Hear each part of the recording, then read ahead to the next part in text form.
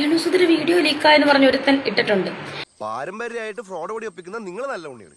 അതിലെന്തേലും സംശയം തോന്നി അത് അങ്ങോട്ടും ഇങ്ങോട്ടും പറഞ്ഞാൽ ഞാൻ തൊഴുത്തു കുത്തിയല്ലേ. ഇവനൊക്കെ സബിനകത്ത് കയറിയിരുന്ന് ആസ്വദിച്ചിട്ടാണ് ഇവനൊക്കെ ഇങ്ങനെ പുറത്തു വിടുന്നത്. സത്യം പറഞ്ഞാൽ അതൊരു ലൈവായിരുന്നു. വാസു, ഇവൻ ഞാൻ ഉദ്ദേശിച്ചതിനെക്കാളും തറയാണല്ലേ തത്തറ. വേൾഡിൽ ഇതുപോലെ ഒന്നേ ഉള്ളൂ. ഇവളെ ഉണ്ടാക്കിയ ശേഷം പടച്ചോനെ അച്ഛൻ ഉടച്ചു കളഞ്ഞു. സബിനകത്ത് ലൈവ് പോയതല്ല, ഞാൻ ആൾക്ക് പേഴ്സണലി ചാറ്റ് ചെയ്തോ വീഡിയോ കൊടുത്തോ അല്ല. ആദ്യം നിങ്ങൾ തെറ്റിദ്ധരിക്കരുത്.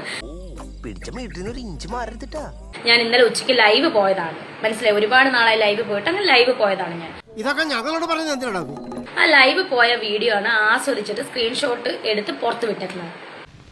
നിങ്ങളെ ഞാൻ എവിടെയോ കണ്ടല്ലോ. നിങ്ങൾ ദുബായിലുണ്ടേ?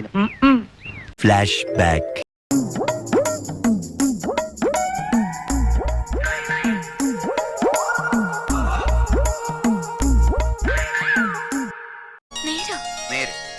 ഒരു മാറ്റം അനിവാര്യമാണെന്ന് എനിക്കും തോന്നി.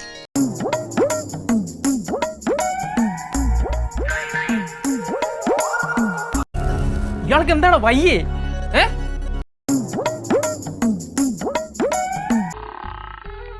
എന്റെ ജയ്സ, ഹോ മതിയായി.